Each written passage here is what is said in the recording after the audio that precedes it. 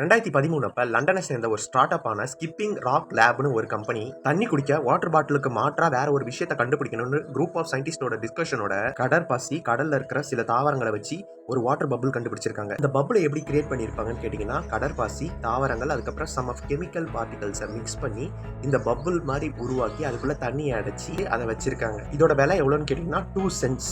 நம்ம நாட்டு காசு மதிப்புல இது ₹1.5 2 ரூபாய்க்குள்ள வரும். இதுல ஒரு பபுள் எடுத்து வாயில போட்டாலே கொஞ்ச நேரத்துக்கு தண்ணி தகம் அடிக்காது.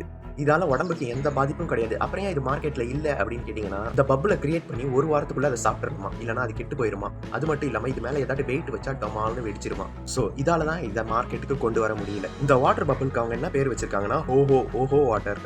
ஒரு வருஷத்துல மட்டும் 8 மில்லியன் டன் பிளாஸ்டிக்கை கடல்ல இருந்து எடுத்துக்கிட்டே இருக்காங்களாம். 2050க்குள்ள இது இன்னும் அதிகமாகும். ஸோ முடிஞ்ச வரைக்கும் நம்ம பிளாஸ்டிக் கொண்டு போனா என்விரான்மெண்ட்டுக்கு கேடு விளைவிக்காம டஸ்ட்பின்ல போடுவோம்னு சொல்லிட்டு இந்த வீடியோ முடிச்சுக்கிறேன். பை.